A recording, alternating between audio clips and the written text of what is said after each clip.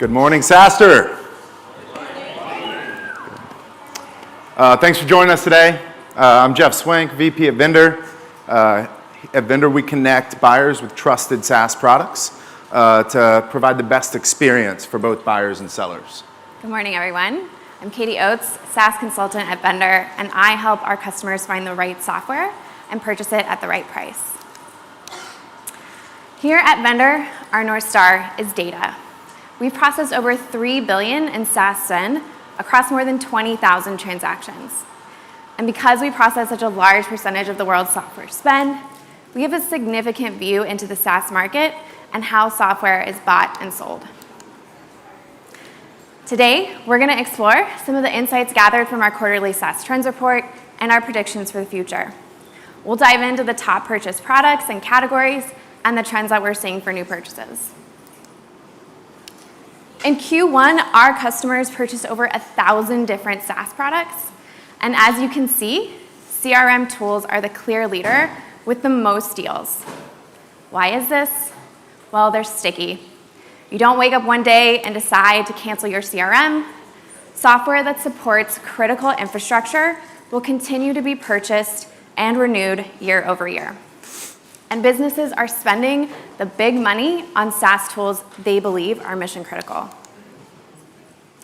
The top products purchased, including renewals, fell into 3 mission critical categories: sales and revenue, including those CRM tools, cybersecurity, and communication and collaboration. We're also seeing a trend in new software investments. Many net new purchases are for data security, compliance, risk management, and AI-powered tools. So, what's driving these purchasing trends?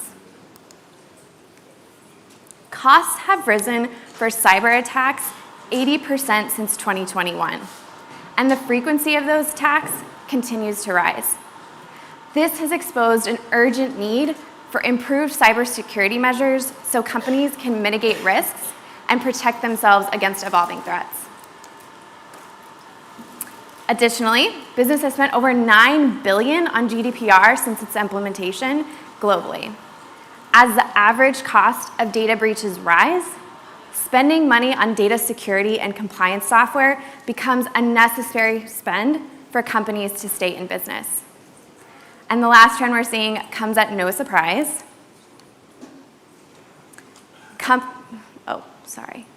Companies are recognizing the need to incorporate AI into their operations to gain efficiencies.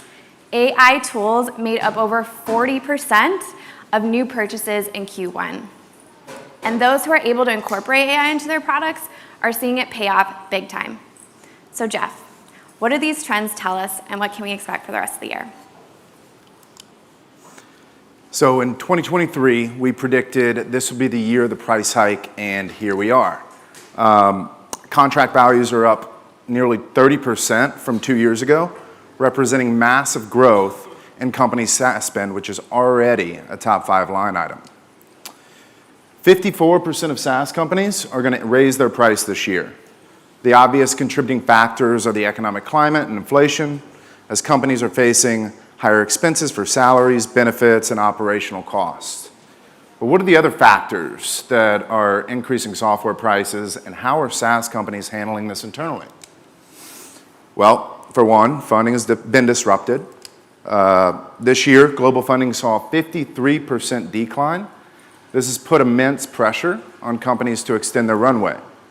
As a result, we're seeing SaaS companies develop new pricing strategies, increasing pricing for legacy customers, stricter auto-renew policies, striving for multi-year deals and baking in year-over-year increases. But disrupted funding isn't the only reason prices have gone up. There's a demand right now for sophisticated and innovative products to keep up with customer needs. And higher development costs obviously warrant higher software prices. So SaaS companies now are starting to realize we may have overspent a little bit in areas like sales and marketing when we could have instead spent in R&D to keep up with the market. But it's not as easy as just moving dollars from one category to another. Budgets are getting bigger, and sales has to support those budgets. Increased pricing is causing buyers to be more critical of their tech stack and more mindful of what they buy. All SaaS spend is now under a microscope as buyers are forced to take a much closer look at their SaaS spend to cut costs and be more efficient. Companies are starting to label which software is mission critical. This is what companies absolutely can't cut because they're generating high ROI and efficiencies from it. You want to be, we all want to be, in a company's mission critical SaaS bucket. When CFOs are looking to cut and consolidate, they're going to take a hard look at the top 10 line items that are not in the critical bucket. Any software that is not in this bucket is unfortunately on the chopping block. Higher ACV, non-critical SaaS is most likely going to be the first to go. Companies are also figuring out how they can consolidate to reduce their SaaS sprawl. We're seeing customers prefer all-in-one solutions over best-of-breed tools. This is to maximize dollar value and limit the amount of contracts that they have to renew. They're going with tools that are great at several things and not necessarily the best at one.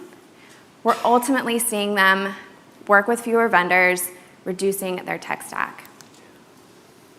All right, so how we buy and sell software is changing right before our eyes.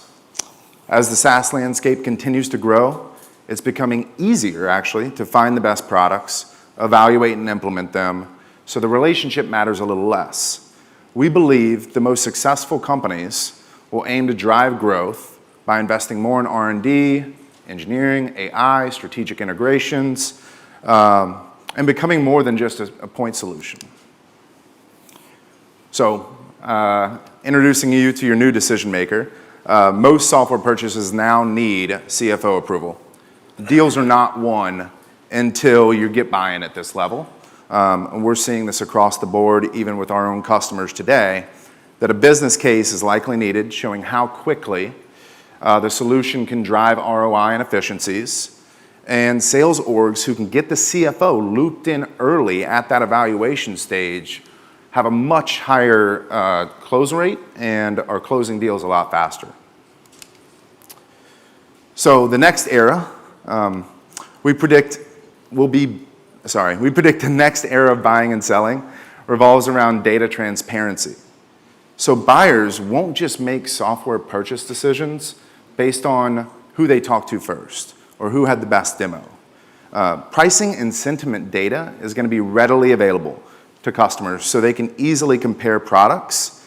Competitive bids will become the new norm. The sellers that thrive in this era are going to be the ones that lean into this type of transparency. So, with readily available data, it'll be easier for buyers to find the best products and harder to hide deficiencies. Is your product sticky? Is it critical to run my business? Does it allow me to hire less? Does it allow me to consolidate? These are all the questions that your decision makers are asking, and can you prove it before they buy?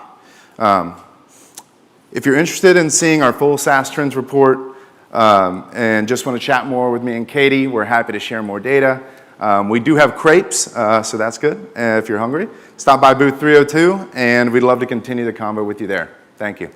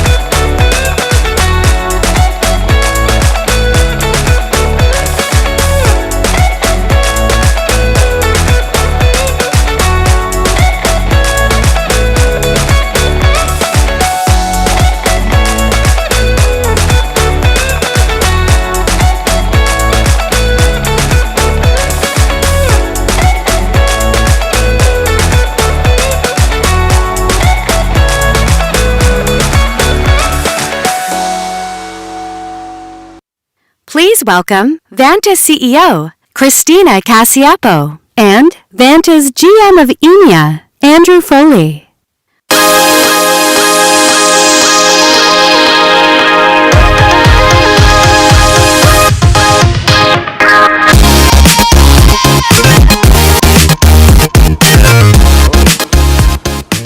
Hello, welcome all, and welcome to Founder's Secrets to Hypergrowth.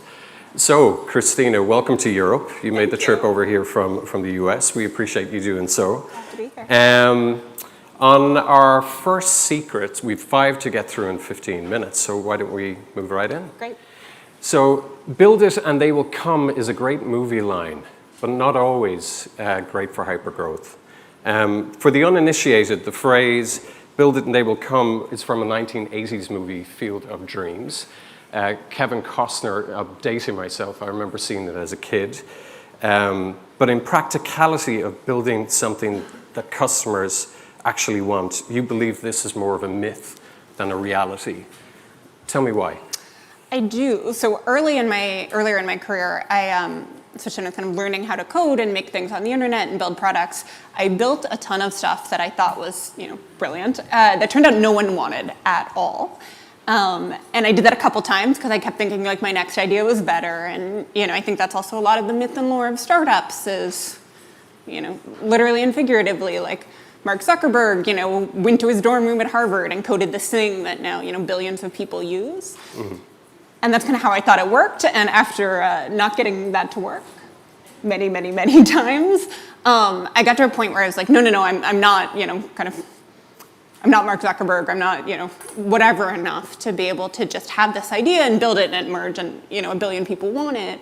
I've got to build things with customers. And that's, asking people about their problems and what might solve them. That's like Wizard of Oz prototyping, so figuring out how to test an idea without coding it. It's actually showing people things I'm building as I'm building them. And that's the process that Vanta went through. And so, kind of very biased, but I feel like I have like a dozen examples of ways where I sort of went into a room and emerged with a product that no one wanted. And then Vanta is one example where I didn't do that. And it is now something that still seems like people want, which is great. They do indeed. I can attest to it. I see it all the time in Europe. Secret 2, love spending time with your customers more than you love your own idea. So the question I have is, you don't have a background in security, yet you founded a security company. How did who you were building for factor into what you ended up building in the end? Yeah, so I think kind of related in kind of who building for, I just found that I actually really liked kind of hanging out, literally, figuratively, work context with security folks. And so one of the early conversations in what's now Vanta was with someone on the product security team at Dropbox, where I had worked most previously. I basically emailed this person and said, hey, can you invite me over to breakfast when Dropbox has nice breakfasts? And can I ask you a lot of questions about your job? And this person agreed and was very kind. And one of the things I still remember from this conversation, which was probably in like spring of 2017, was I had them pull out their phone and say, okay, look at your calendar, your like work calendar for the last week. Just like page through it, like remember what you did. What was like your favorite part of last week? And what was your least favorite part of last week? And that was really helpful in just like helping me empathize with this person, right? Who I'd never had this job, I had a different background, I kind of knew what they did, like I could have read their calendar, but I didn't understand all the nuance to it. And that person's answer, their best part of their week was working with product teams, helping secure products that Dropbox was building. And their least favorite part of their week was like doing all this reporting for customers or auditors or the board, showing that they had like secured stuff, basically.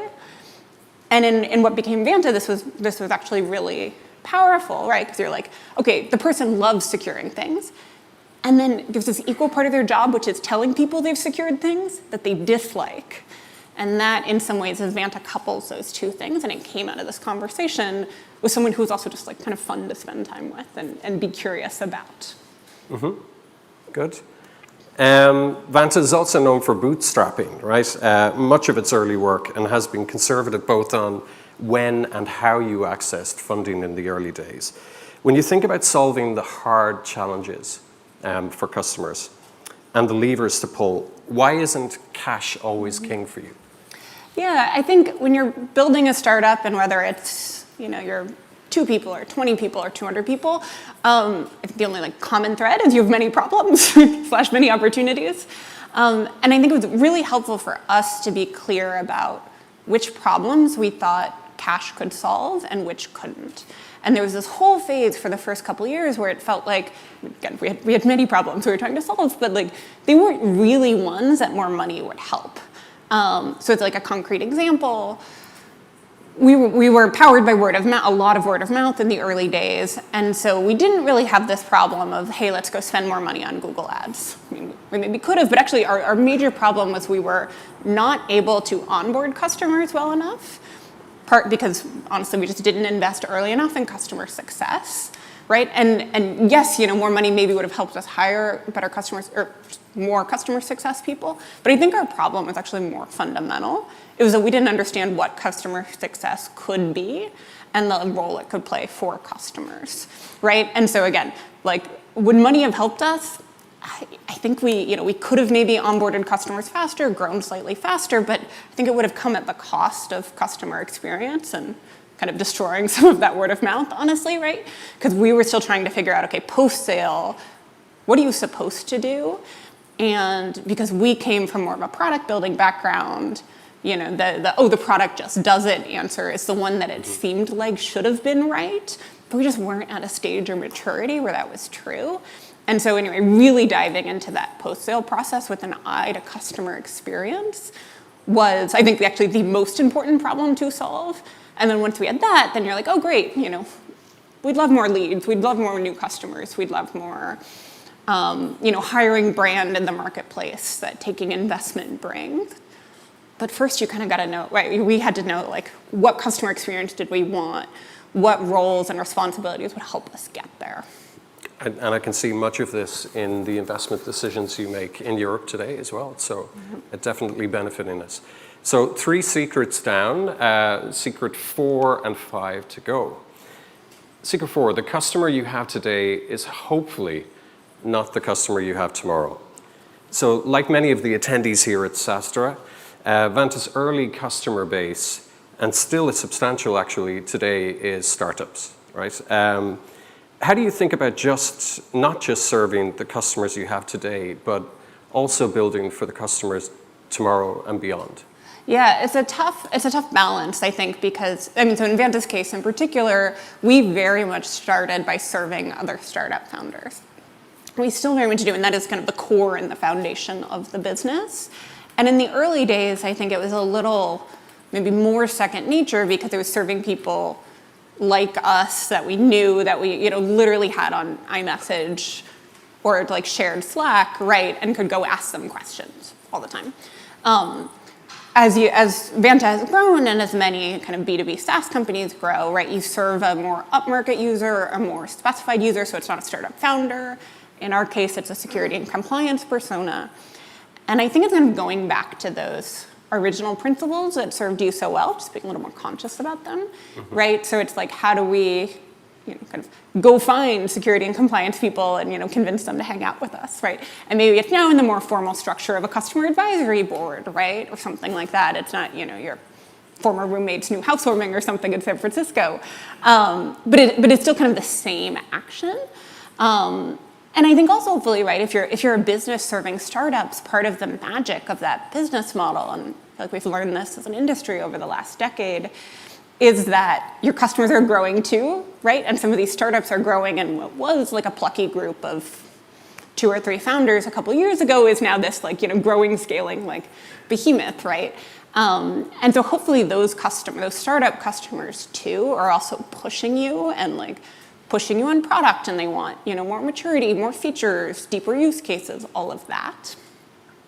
And this is something we've been trying to kind of strike a balance with at Vanta, and the way we're doing it currently is still, again, I think startups are just our core and our foundation and still very important to me. Like that is not something we are or will abandon. At the same time, some of them have grown, we're attracting larger companies. And so our product development teams are building to that end. We also acquired actually a startup in January of this year called TrustPage, which is kind of adjacent to us, a product, like security status page product, so helping your teams get credit for all the security work you're doing with customers, helping deflect security questionnaires. And that was just a team that was building for a more upmarket audience, and so it's a really nice complement to a lot of the Vantans and Vanta folks who are just like much more attuned to a startup audience, and so it's that complementarity that I think hopefully will serve us well, united around a shared customer. Great. Okay. Secret 5, and the final secret that we have for the audience today. Turn trust into your competitive advantage. So this is something that became very obvious to me actually when I joined Vanta, but not something I always thought about beforehand. At Vanta, we talk a lot about trust, from building trust with vendors that you work with to winning new deals by demonstrating your trustworthiness, right? Why is trust the ultimate competitive advantage for hitting hypergrowth as an organization? Yeah, so we think about this, I mean, in some ways very, very simply, but just that, for Vanta, like if we're in kind of the business of trust and the business of helping our customers be trusted to their customers, right? Be secure, be compliant, be trustworthy. If we want to help companies do that and we're not trustworthy, it's like game over. We should all, pack our bags and go home, right? And so we have a set of operating principles at Vanta, and first among equals kind of is do what it says on the tin, which is our way internally of saying, hey, again, if you imagine a cookie tin, right? Just do what it says on the tin, like do what you say you're gonna do. And we have that both cases. We have that, internally with ourselves, with partners, and then again, that is what we try to do on behalf of customers. And just to that point, part of the founding story of Vanta was spending time with security folks, right? Kind of talked about, they really like securing things. They tend to generally less like having to explain how they've secured things to other non-technical folks. But the reason that is such an important part of their job is because it drives business, right? You can imagine, going to a bigger company and saying, hey, we're really on top of it. We take customer data seriously. Here's all the things we've done, right? And that opening up a new deal or a new industry segment, having that conversation with the board or with prospective investors and kind of helping that be part of the pitch for another investment round. It's so important, right? And that just seemed kind of, as we, again, spent time with security folks and spent time with our customers, seemed very important. But surprisingly, undervalued, but just no one had kind of coupled the hey, go be secure and then go build trust on it or go prove that or go use that. Take all that good engineering work and IT work and systems work and use it to grow the business with the go-to-market teams. And I think if you go poll, a bunch of Vanta customers, they would generally say that it's both pieces. Yes, we are now baseline more secure and more reasonable. And the reason we prioritize that work is because it grew our business. And we're actually seeing that trust in security posture. Again, open new markets, close new deals, let us move up market. And so it's this really powerful incentive and motivator that we try to harness around our mission of securing the internet. Mm-hmm. And likely more important today than it's ever been and will be again in the future, right? Yeah, and I mean, it's just we have less, I think we have generally less trust in software and software companies mm-hmm. and the big tech behemoths. And some of that is reasonable, but as someone who believes in the transformative power of software, I think some software I would like to be trusted or software that is worthy of that. And hopefully that is in fact helpful. Absolutely. I've seen it day to day. So these are the 5 secrets. I hope you found it valuable today to listen to it. By the way, Christina, you will be at our booth. I will be. Right? If anybody wants to have a quick chat and catch up with you. That's booth number 301. We'll probably head there, I think, in the next 10 minutes, after. And thank you so much for attending. Thanks a lot. Thank you so much, Andrew. Thank you. Great.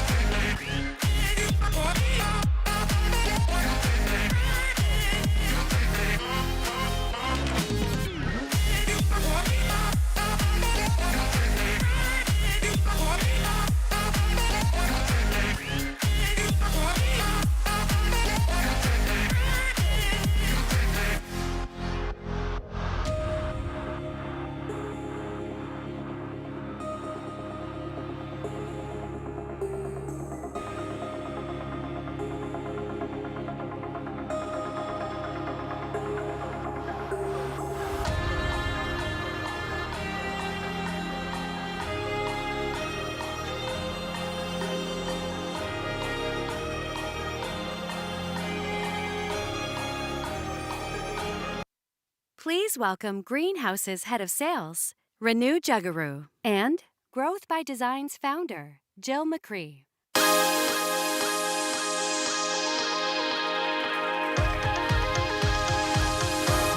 Hi, everyone. Hello, everybody. Welcome. It's great to see you all. In the next 15 minutes, we're going to run you through a framework for hiring your first head of sales that will excel for your company.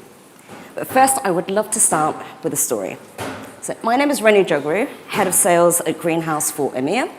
I've launched a number of sales teams in my career at different companies such as SAP, ServiceSource, LinkedIn, and now Greenhouse.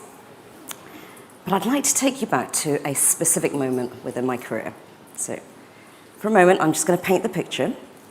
It's 2016. I've just started at LinkedIn, and I've been hired to hire and scale the DAC team. We were in hypergrowth at the time, so important to know. Now, my first mandate within the first 6 months was to hire 14 people on time. Of course, they all had to be German speakers, which was not easy given the limited talent pool that we had in Dublin, Ireland. I was also very interested, and it was highly important for me to have a team with a very diverse background. I'd also inherited a team that, wasn't doing too well when it came to results, and we didn't have really such a great talent brand. I also forgot to mention that I don't actually speak a word of German either, so that's a tough one. Now, of course, with all of that, there was a lot of skepticism when I started from my team as to whether I could actually pull this off. Now, really happy to say that fast forward 1 year, I had won the Hiring Manager of the Year for EMEA.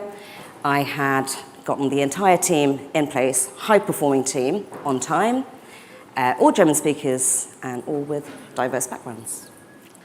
I love that story. In a moment, we're going to talk about Renu's secret sauce to hiring well.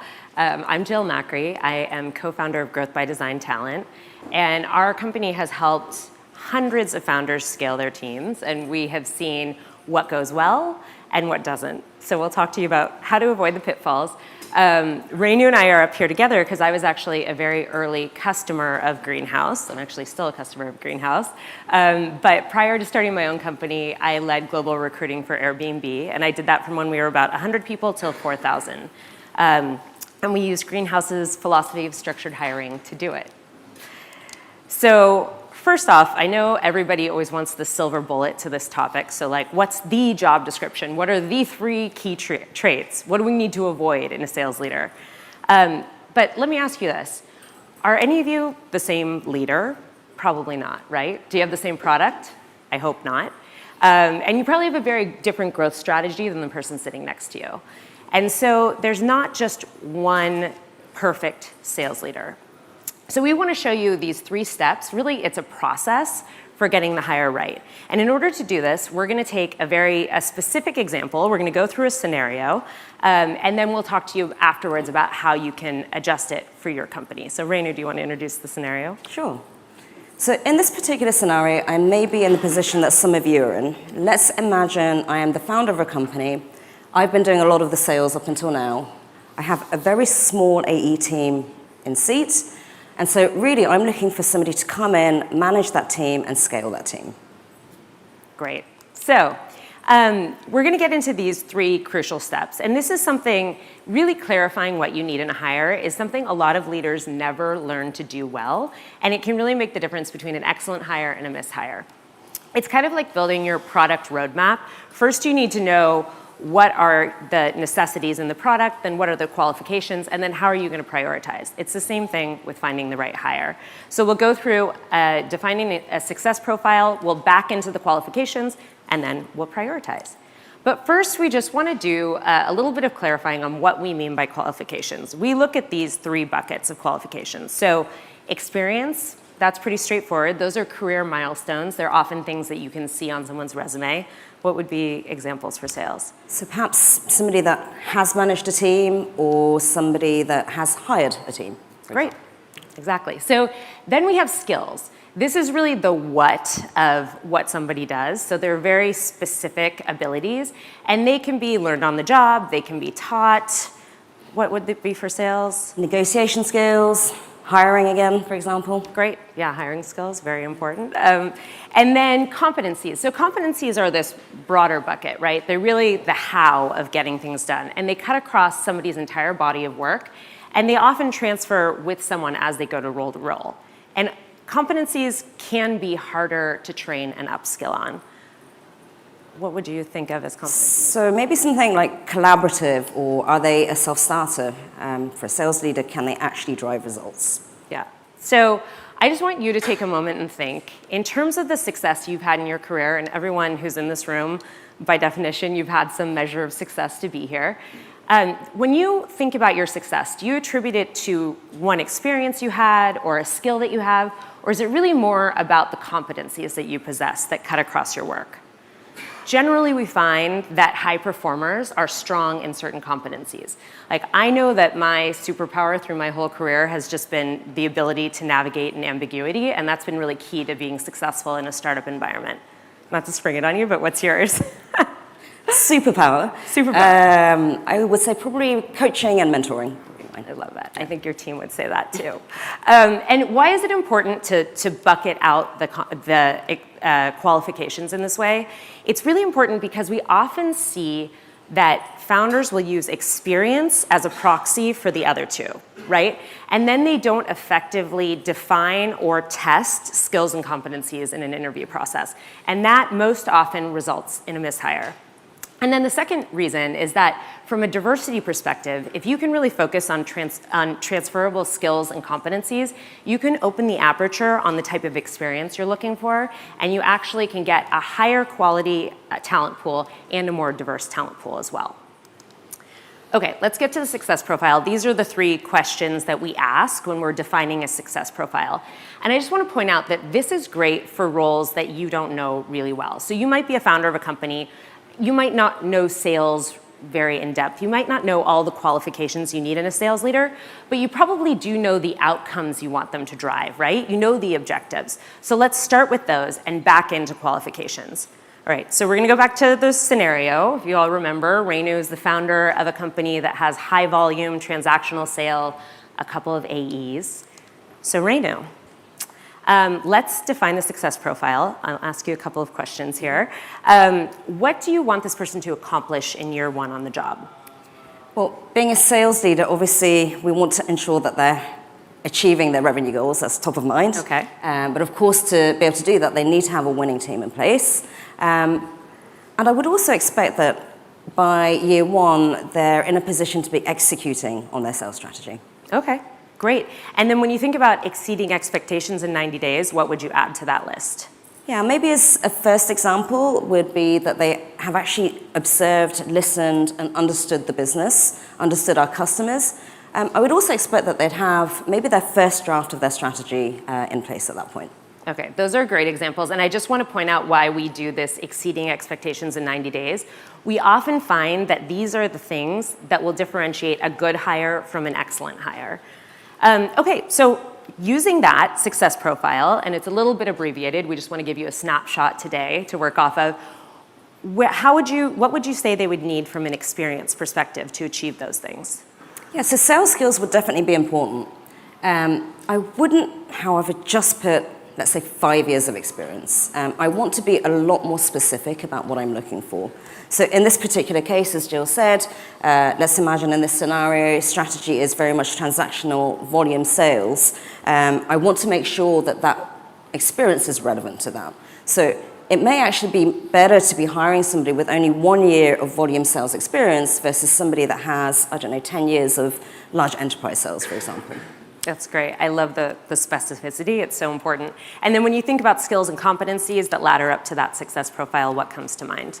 Yeah, so we've talked about a strategy. Any sales leader needs a strategy that's long-term to be successful. And I tend to think about that strategy in 4 pillars. So we have talent, process, obviously driving results, and relationships. So just to touch on a couple of examples, we've talked a lot about talent.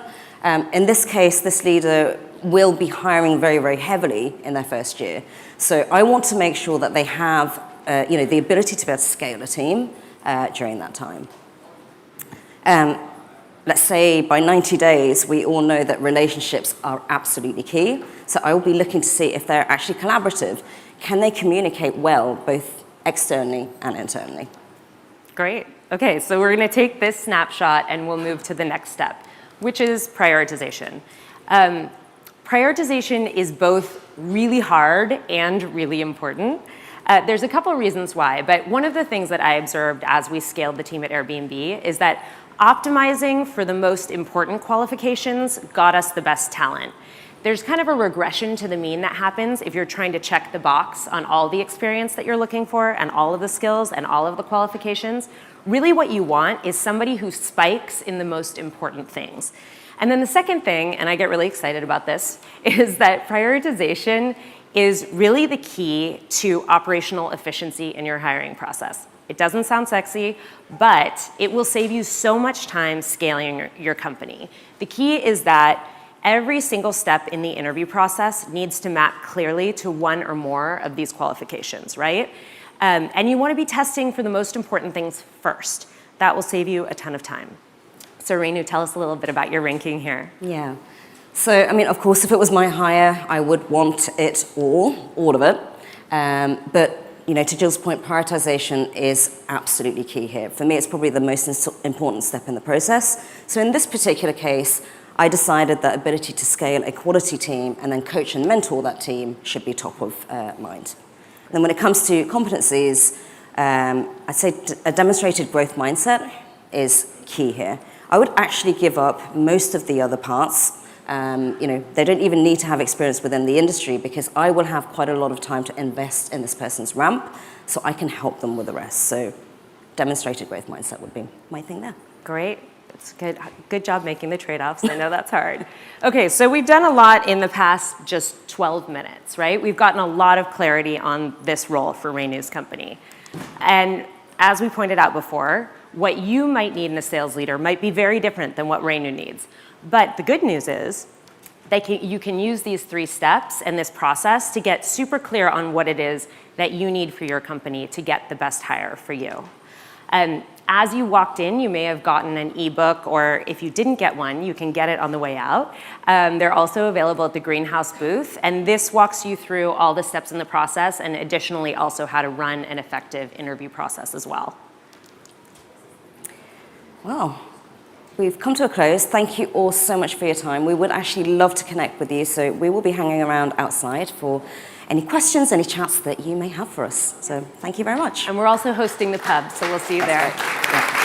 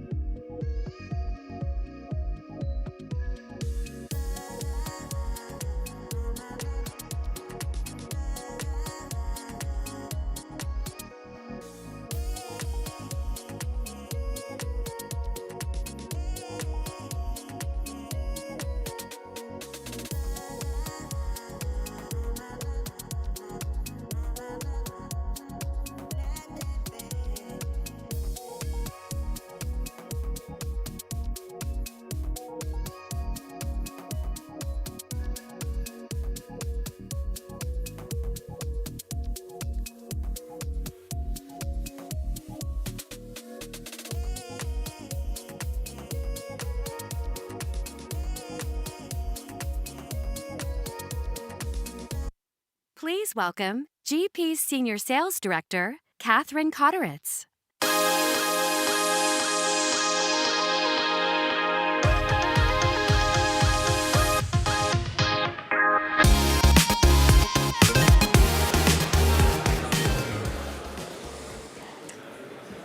Well, good morning, everyone. My name is Kathrin Koedderitz, and I'm delighted to be here today. I am the Senior Sales Director, EMEA at GP, and I've been fortunate enough to see the company grow from less than 30 people to almost 1,400 in the past 6 years. And I'm really delighted to share with you today the 3 secrets to retaining top talent and how to drive productivity to scale. So let's get started.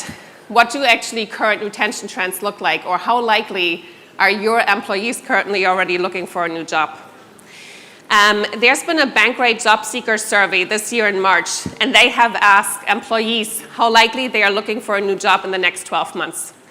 And around 28% of baby boomers said that they are looking for a new role. In contrary, though, 61% of millennials and even 78% of Gen Z said that they're looking for a new job. So if you have any of them on your team that you want to keep on, this is now the right time for you really to think about what you need to do to retain your top talent. So what is it actually that they're looking for that you need to look at? GP has done a global employee survey last year across 9 different countries, and there have been 5 topics that came up across the globe. One of it is better pay, kind of obvious, right? But it's also career progression, the want to feel more fulfilled, having more flexibility around their work schedule, as well as the want to learn something new. And this now is kind of obvious, but I think it's really important to talk about as well when we are thinking about retention and increasing productivity, because the same study also showed that there's a correlation between happiness on the job and productivity. So again, kind of obvious, right? If people are not happy on the job, they're most probably not going to throw themselves into it the way that you actually want them to. And we can see that this is true in all countries, and in South Korea, even 83% of people said that if they are not where they want to be from a happiness standpoint with their role, they're not going to work as hard. So how can you make employees happy and increase productivity and retention? Now let's take a look at the 3 big secrets that you're probably waiting for all morning. And the first one is autonomy. So if you're actually providing more autonomy to your employees, you will increase productivity. And that means that we really have to rethink the way on how we manage employees. We have to get away from thinking about how many hours they need to sit in front of the laptop, but rather the outcome, right? Defining what is it that you want to see from them, and letting them run with that a little bit as well. There's been a study last year from an independent research organization, also called Autonomy, funny enough, and they have reviewed from June to December last year the impact that a 4-day work week would, for example, have on companies. And 61 companies in the UK participated with around 2,900 employees. And on average, 35% revenue increase was seen for these companies in comparison to the same time period the year beforehand. And some of that may have been organic, right? But it definitely showed that productivity and revenue did not decrease, and it actually really helped to have a 4-day work week. And moreover, 57% less people left the companies during that time frame. So it was really a great tool for companies to retain the best talent that they had on board. And out of the 61 companies, 56 of them actually continued to have a 4-day work week after the test. The second part is focus time. And focus time is really uninterrupted time that you have to focus on the most important task of your job. And 2021 data shows that even back then, employees got an average of 125 Slack messages a day. And that's probably even more now. And that doesn't talk about any of the emails or text messages or calls that you get. And the problem with this is really that it takes you an average of 23 minutes to get back to what you were actually doing. That is a lot of lost time that your employees have just by being interrupted all the time.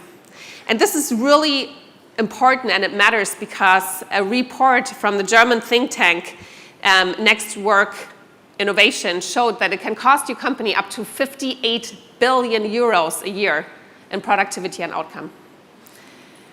So you have to make sure that you actually allow your employees to set focus time where they can uninterruptedly focus on the most important task of their role.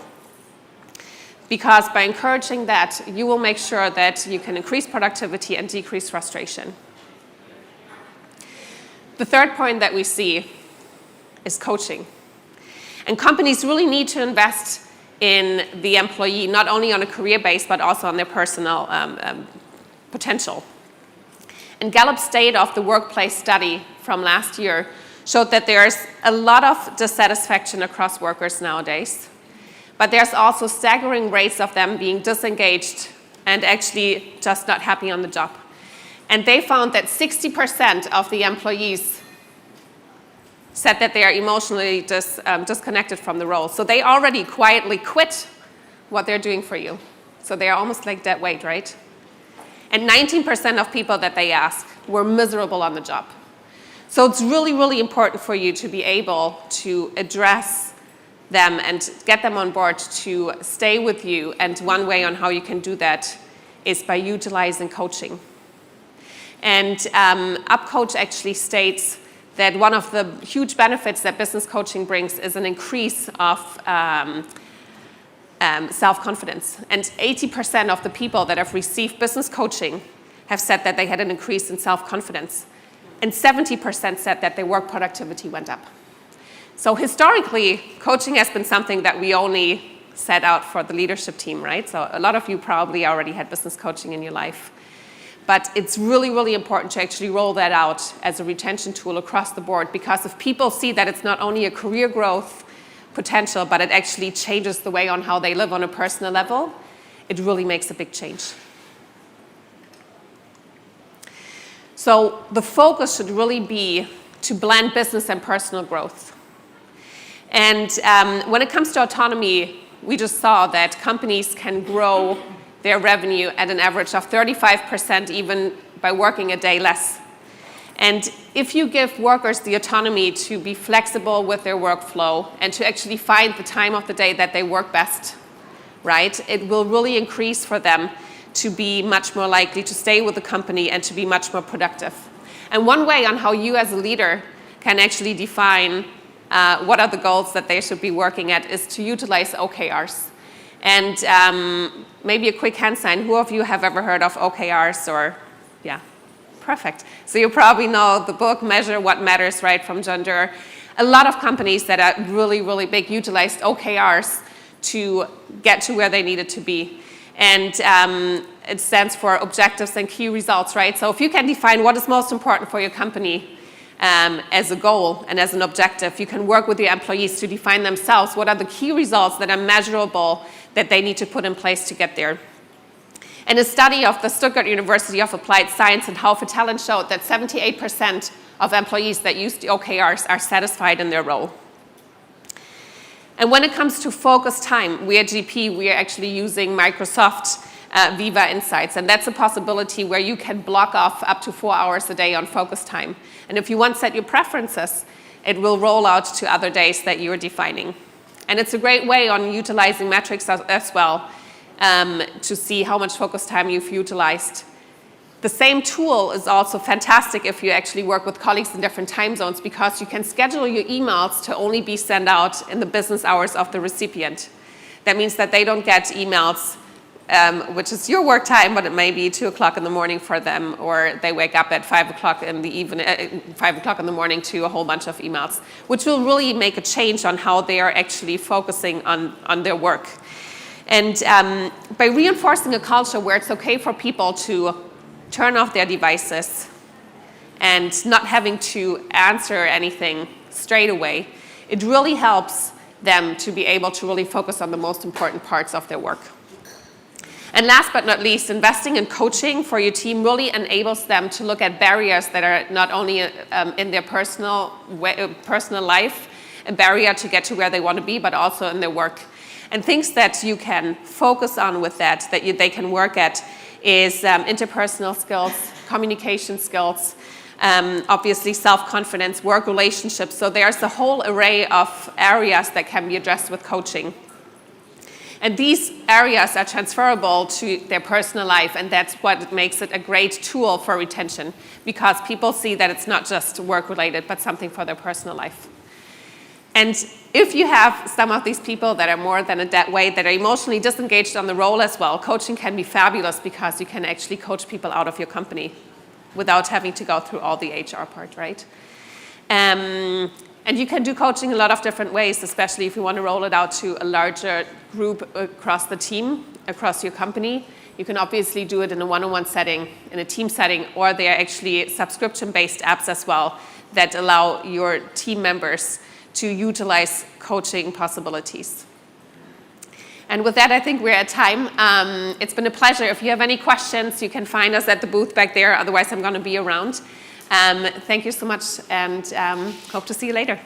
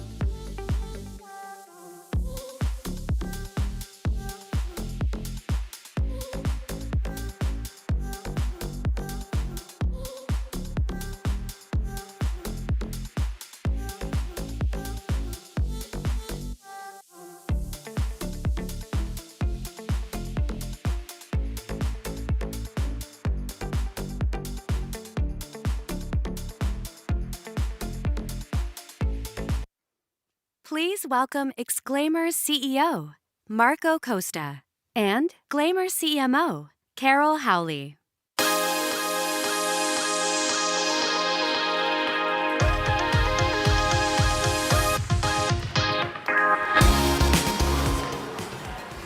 Hello guys, good morning. My name is Marco and I'm the CEO of Exclaimer. My name is Carol Howley and I'm the CMO at Exclaimer. So before Exclaimer, I spent 5 years as a Chief Operating Officer International for TalkDesk. And before Exclaimer, I was at Skyscanner and Canonical building the marketing teams. Today we're going to talk about the product market fit deception. All right, let's jump into it. When I joined Exclaimer in October 2021, I got a call from someone saying, that's a great company that does email signature management. What? Email signature management, that's what we do. So we allow marketing, branding, IT to centrally manage what goes into the email real estate. Basically, that's what we do. If you want to know more about this, there's a team there, there's a booth, you can learn more about that. So I look into the numbers, I look into the KPIs, and I saw amazing KPIs. 50% conversion from SQL to close one, few weeks, high velocity. 30% plus year-on-year growth. 40,000 customers, not users, customers. Enterprises that use the product in more than 100 countries. So what's the problem? The problem was that there was a strong dependency in one single channel, PPC. And one of my first hires was Carol, because he said, I need to change marketing. Yeah, absolutely. So the reason they were looking for us was that we had good retention, we had reasonable growth rates, but it was starting to stall. So the short-term vision that we had within the marketing team was starting to there's so much competition now in marketing. We had to change something and change it really fast to make sure that we could drive growth. So we've become very complacent as a company, very dependent on this short-term growth, and very dependent across the board on really just letting things happen. And we just sort of sat there and let the world happen to us. We weren't proactively driving. And with these kind of growth rates, to take advantage of that should be it should be a crime not to. Yeah, absolutely. So it's amazing product market fit, but until when would that be enough for us to grow? So my approach was, okay, let's look at how we can grow the company. 3 steps, the usual, diagnose, define, and deploy a repeatable process. Let's dive into the first one. So the first thing we had to do is look into what's working. What skills do we have? What are the KPIs that really drive the business? What's really driving the growth of the business? And people, what's going on with the team? We brought in some benchmarks built from the TalkDesk Times in terms of what are the SaaS KPIs we should look into. Bring them, benchmark Exclaimer against those KPIs. And 2 things stood out immediately. Of course, there was an amazing product market fit, clear, but the return of that PPC channel was going down. And people that didn't realize it was going down, we just throwing more money, but it was starting to sink. And the second thing is people. These people have been successful for so long, so why change? Well, I was telling we need to change. Why? Why do you need to change? This is just working. There's no need.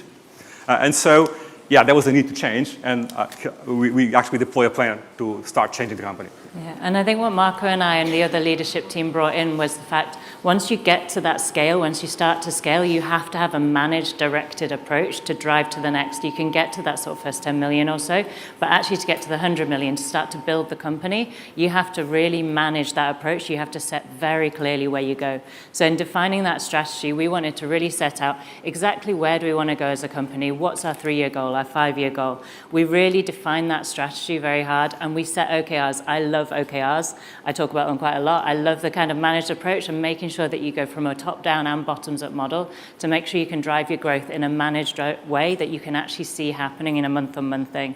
So we implemented the OKRs across the company, and we started to rebuild the go-to-market. We knew that we were focusing everywhere. The good thing with email signatures, everyone could be a customer. Every business could actually benefit from it. But if we're going to really try everyone, if you focus your TAM on everybody, you don't end up focusing on anything and you don't drive anything. So we wanted to focus on key markets. We went down to under 10 key markets from around pretty much everyone who'll buy from us. We wanted to introduce new products. We didn't have a managed approach. We didn't have any way of saying, what stages do we start to kind of buy our products in? What do people look for? What do the customers actually want? So we refactored all of our products, all of our pricing. We actually voluntarily took a hit in terms of our pricing to make sure that we could increase our price per user so that we were really focused on the key things we knew would drive success. We also started building an amazing customer success function. We knew that in customer success, we had good retention, but people didn't buy into it. They weren't engaged. They didn't care. There wasn't a reason. So we started really focusing on that. And we also kind of looked at how we could rebuild that go-to-market approach. In marketing, you can't just rely on PPC. You can't just buy your traffic. It has to come into SEO. It has to be your content. You have to offer value and talk to people. So we really rebuilt the whole structure of the market and the go-to-market motion. It's funny you said that we actually reduce pricing to increase price per user. So playing with pricing is paying back big time, big time. So we did all that, but how does it stick? How do you make sure that you actually have a company that follow this vision? We hired a lot of people, and over the last 12 months, we've hired 7 executives for the business, and those executives hire their teams. Making sure that everybody's aligned was very key for us. So getting that cadence, building the cadence. So for us, start building QBRs. First time we did it, not great. Second time better, third time better. So every quarter we get the team together, we get all the management team together and start aligning where we're going as a business. Communication. You need to talk to a lot of people and you need to talk a lot and repeat what you're saying a lot so people will really understand where you're trying to go as a business. People. You can't have a company that is twofold. The old guys and the new guys. The ones that brought us here and the ones that take us forward. That just won't work. And so you have to make sure you blend the talent you bring, and don't get me wrong, we need to bring new talent, but with the people that brought the company here and knew a lot about the business, knew a lot about what works with us. And so developing people, giving everybody a chance to actually be successful in this new culture has been part of the equation. I'll say work with the board and get alignment on resources. If you want to build a new go-to-market motion, that takes time, more than I want, and money more than you wish. So get a clear alignment and get the resources, support the resources, and throw money into the right initiatives because those things just take way too long to build. And finally, I used to say that Exclaimer, given the velocity, given the number of customers, the number of leads we see every month, is kind of a playground for A/B testing. We see tens of thousands of leads per month. We should test what's working, what's not working. But it's not me, it's not Carol, it is the team. And so the team needs to feel they are in a safe place to test, fail, and come back. And if they fail, we don't retire people, we retire the program. We just keep going, keep learning. And building that motion, building that cadence and that culture of yes, you can fail as long as you learn has been something very key for us. So, and with that, Carol. Yeah, absolutely. And I think this process that Marco and I've kind of developed really brought together what both of us experienced in scaling previous unicorns, and we felt just to simplify, because the hardest decision is almost what you don't do. So simplifying our process into 3 steps and making sure that we could kind of really define, really diagnose, really kind of deploy those processes, because change management ultimately is so hard to embed, and that communication is really key. So anyway, we wanted to kind of give you some 3 key takeaways. Obviously, for me, it's ruthless prioritization. You do have to make those decisions, those hard decisions, and you have to take them fast. Whether it's people, whether it's process, whether it's not going into every market or pulling out of markets where you don't have the coverage, you've got to take those hard decisions to make sure that you can scale, and then you can go back, but you have to take them first. Yeah, the operation cadence is key. It's too easy, especially when you're bringing so much change into the business, it's too easy to see people going in any direction. And you need to make sure that you align and bring in the process, repeating the process, creating the new muscle memory and breaking a bit the old muscle memory. That takes a lot of effort. So, and that operation cadence is absolutely key. Yeah, and I think for me, we live and die by our go-to-market motion.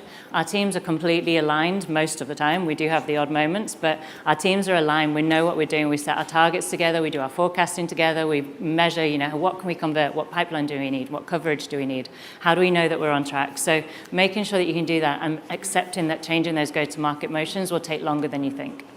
Yeah, communication is key. I used to say, keep beating the drum. Otherwise, people won't understand. Answer any questions.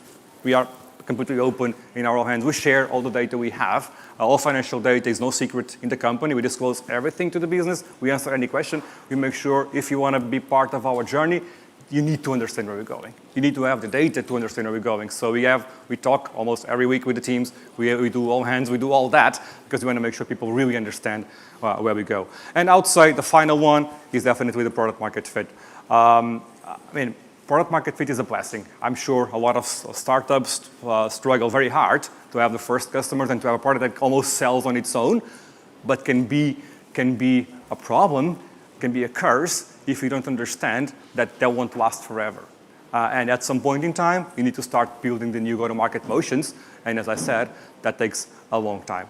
To be fair, it's working for us. Over the last 18 months, we grew the business from 30 to 52 million pounds of ARR. So we're growing quite fast, given, especially looking outside what's going on in the world. It's working for us, but it's never done. It's something we have to continue. My advice would be, let's make sure that whenever you see a product market fit, don't let it crystallize your company, because at some point that will stop working, and then you have to build it again. So look, this is us. This is what we have to share. If you want to know more about Exclaimer, our team is around, our booth is there, and thank you so much for coming.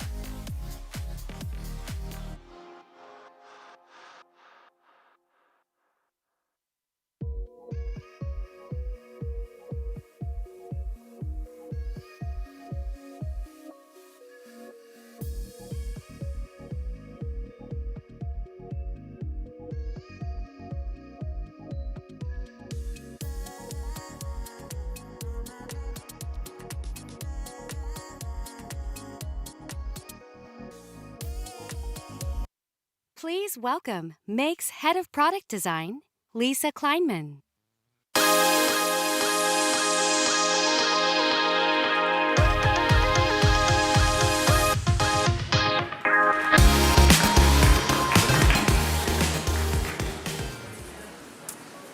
All right.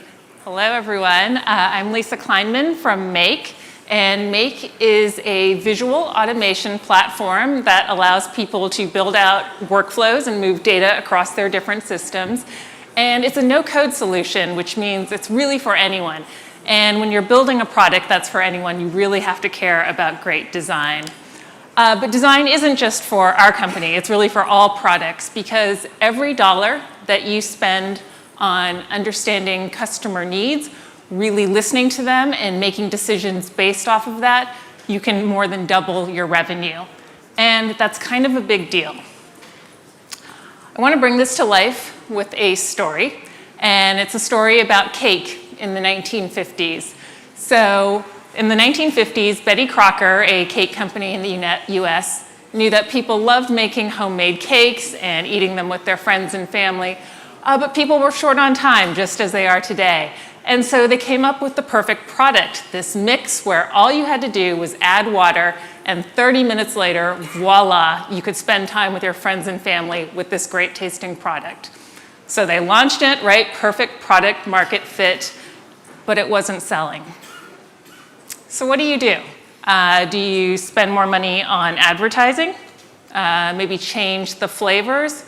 Or, I don't know, maybe they have to lower their price, change with their manufacturing process. But instead of going that direction, they first started to talk to their customers. They hired a psychologist and found out that people felt really guilty offering these great tasting cakes to their family. It felt like they weren't actually homemade.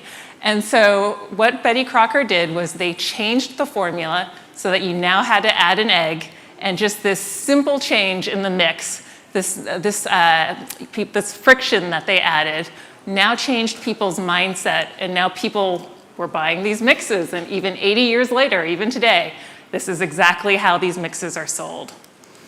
And so this is really about the design of the experience. And so when I talk about good design, of course that's about having a great tasting or a great looking product. That's absolutely table stakes, absolutely fundamental. But the type of good design that drives business is design that's really meeting a psychological and emotional need of your customers. And so let's talk about how this is happening today with software products. And I'm going to use Notion as an example of a really great product that it's applying the science of design to all of their business decisions. And some of you may be familiar with Notion. It's a productivity tool that allows people to take notes, collaborate on documents together.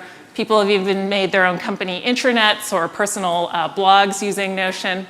But when the product first launched, kind of Notion 1.0 in 2015, the company was really struggling and they were about to go under. The founder, Ivan Zhao, one of the co-founders, said, you know, we'd focused so much on trying to build this perfect product that we wanted to build that we actually weren't listening to what the world wanted from us. And really it was this shift in mindset that really reinvigorated Notion, and as of last year, they have a $10 billion valuation.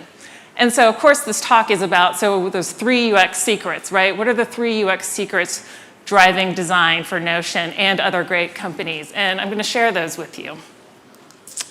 And we're going to go back to some physical products. I like physical products.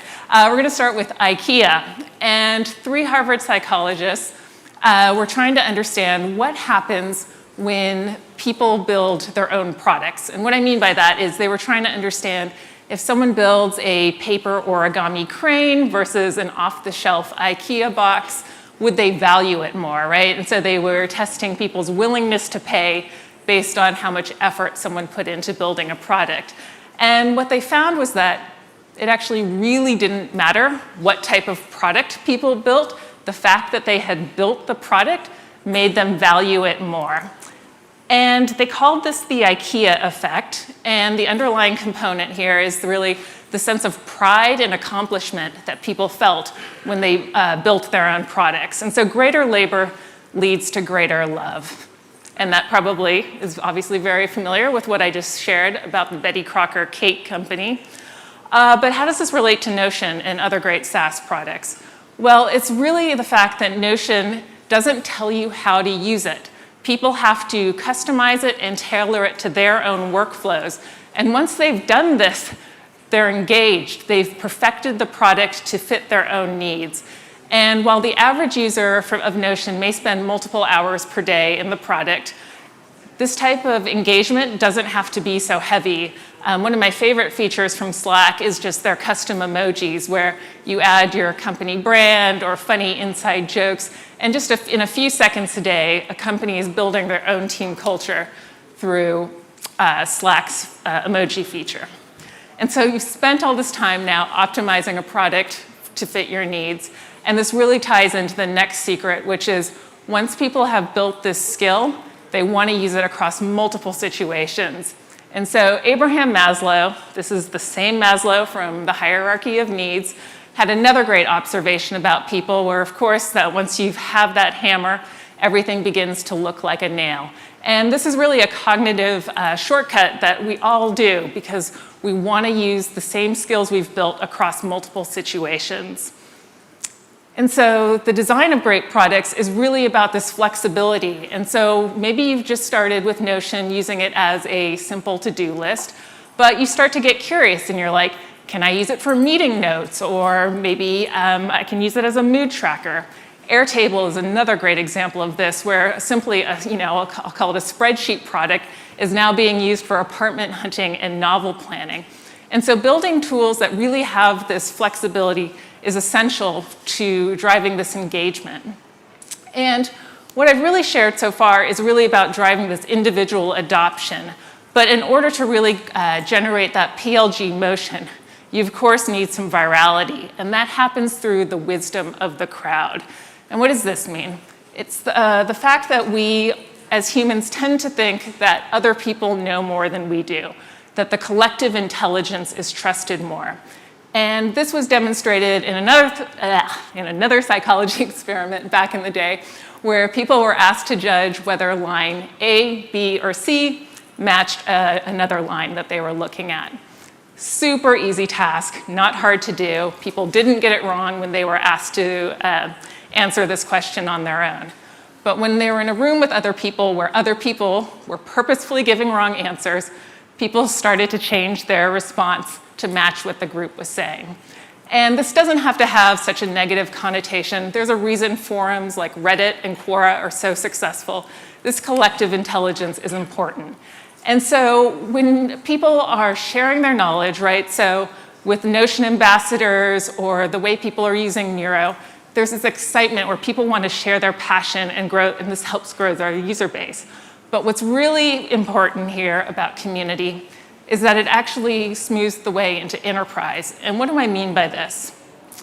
Once people are using these tools in their personal lives, there starts to be a groundswell within a company where people want to keep using these same tools. So I've even seen this myself with Miro in particular, whiteboarding app, it's a great one, where at my last company, which was a large enterprise, everyone wanted to keep using Miro. And so even though the IT department was saying, hey, we've got to switch things up, we got to use the standard tools, people were like, no, we want to stick with the tools we love. So from using it in their personal lives to then bringing it into enterprise, this is a really important component of great design in building the PLG motion. So that was a very fast run through 3 UX secrets that drive revenue.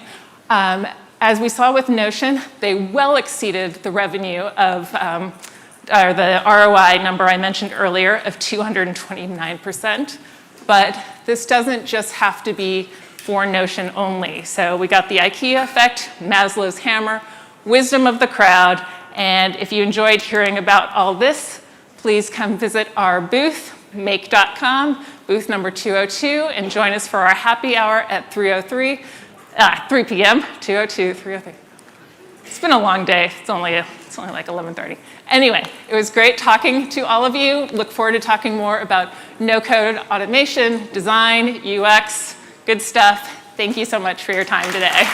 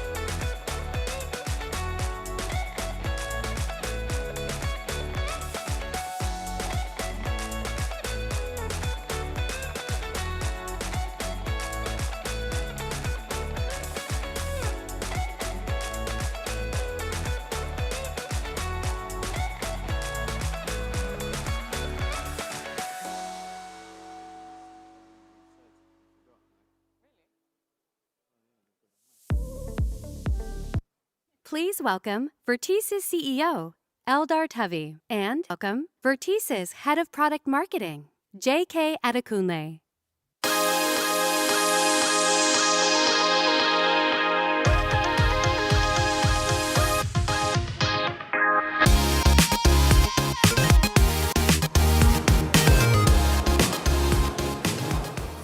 Do you have the clicker? Yeah, I'll do it. Great. Hi everyone, it's exciting to be here. I go by JK.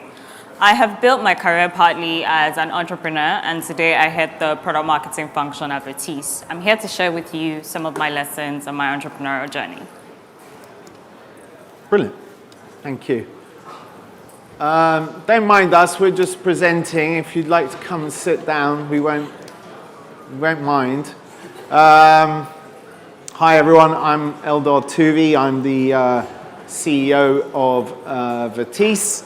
And we're here to talk to you and share with you some of the sort of lessons that we've learned in our careers, having some successful exits along the way. For myself, I was a CEO and founder of a company, a cybersecurity business out of the UK called ScanSafe. That was sold to Cisco in 2009. I went on to start another cybersecurity business in the mobile space called Vendr. That was sold to a company called Jamf. It's an American US public company in 2021. Because I'm a sucker for punishment, I decided to do it again. And we've started a new company called Vertice. It's a SaaS purchasing platform. We help companies manage and optimize all of their SaaS renewals and purchases and help them in that procurement process. So we're here to share with you some of these sort of lessons that we've learned along the way. So the first, I think, is always hire the right people. Should be no surprise to anyone here. I'm reminded of my first job, which was an analyst at an investment bank, and when it was like 3 a.m, I would, they didn't have Glassdoor then, so I couldn't write like bad reviews about my employers. But they used to say people are our greatest asset. That was like Goldman's thing, people are our greatest asset. And I was like working out how much I got paid per hour, and it was less than a McDonald's guy. And I was sort of gritting my teeth saying it's all rubbish, it doesn't make any sense. But it turns out that they were true. So people are your greatest asset. I've learned that the hard way running these different companies.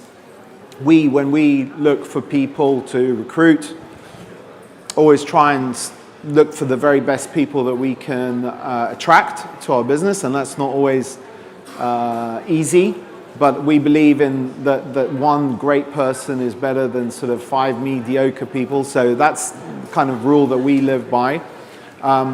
And I think it's important because we've had a few companies, and sometimes you can fall into the trap of just bringing the same people with you, but we believe that it's important to kind of refresh the DNA and have people with new talents, new experiences come in. And I think like if I look back, you know, we had a deal once with AT&T, which gave us distribution in all of the US to about 500 customers. That was done by one guy. The same guy then did a deal for the second company with Verizon. That generated us like 1,000 customers. So one amazing employee can really make a transformational difference to your business. Just I can't give you any advice about how you find them. That's difficult, but if you can, they do make all the difference. Yeah, I mean, we get it that SaaS is super competitive as an industry, but in my experience, I realized that some of the biggest successes you can have is really focusing, aligning your team around fewer problems and doing this very well, right? I had an experience where we were serving a big customer because we had gone up market, but we quickly realized that was a mistake. We were pulled in different directions. The team was burnt out, trying to build new solutions for them. And it was very distracting. But what really helped us was making that brave decision to let go of that customer. So if you needed permission to do that, I'm saying it's good to align your team around fewer problems, even if that means making hard decisions like letting go of a customer, all right? So focus on your mission, have that tunnel vision, and be super obsessed with the success that you want.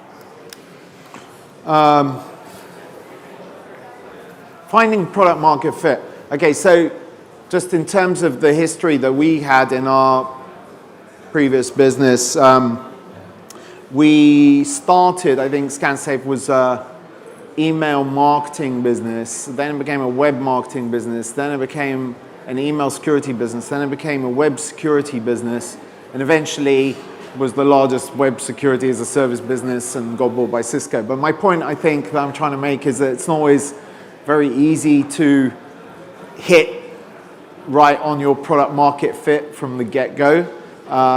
Our second business, we started as a consumer data compression business, which ended up as a mobile security business for enterprises. So just things along the way, you know, the way we work is if something's not working, we think about it, try and figure out another way of doing things, figuring out what are the areas where we've got any competitive advantage, and then applying that, trying something else, but basically never giving up. It's worked for us in the past. Those two companies that we exited from, each one was sort of a grind over 10 years, eventually ended in some sort of measure of success. But in this particular business where we've started, which we're talking to you about today, we seem to have hit it from the get-go. So it's been kind of interesting. I've never seen it before where you just come to talk to a customer and they completely understand what you're trying to do, what you're trying to solve for them.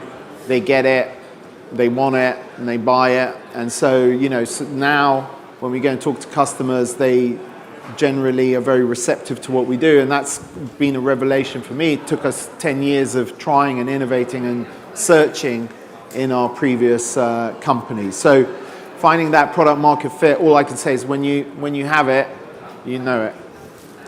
I'll tell you a story. So I once led a brand relaunch project, and we had burned through hundreds of thousands of dollars, and it wasn't a success. We were mostly sounding like all the other players in our category. And when we went back to the table, we tried to figure out how can we make ourselves a bit more memorable as a brand.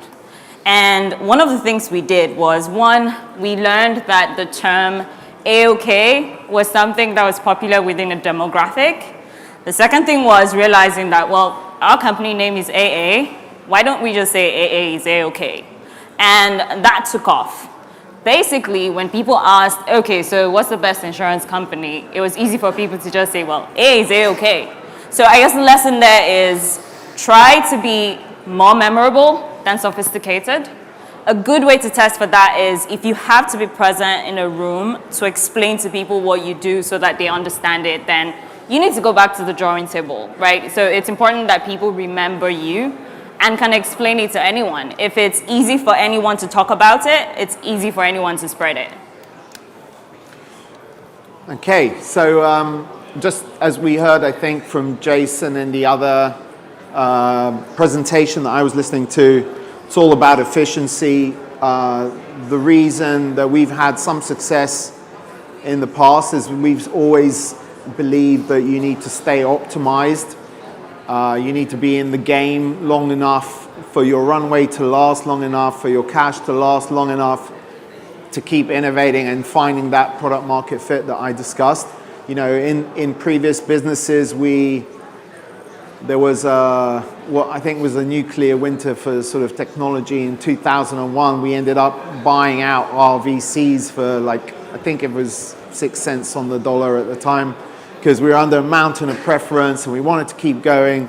So we bought them out. We ran basically most of our business on R&D tax credits the second time round just to keep going. But eventually, if you're in it long enough, and you work hard enough, you make the right decisions, I think, and you have some sort of modicum of luck, you can reach that sort of area where your business starts taking off, and then it's about managing that growth. So everything that we believe in is all about that optimization. That's what we have tried to bring to help our customers at Vertice with optimizing their SaaS stacks, with their technologies that they use, removing duplication that they have, removing wasted licenses, helping them buy the very best software that suits their purposes. And so far it's been very successful, and we've had a good reception to it. But that's the ethos that we believe in, is that it's all about being optimized, reducing waste, being efficient so that you can last the course and hopefully at the end succeed. So these are the key takeaways.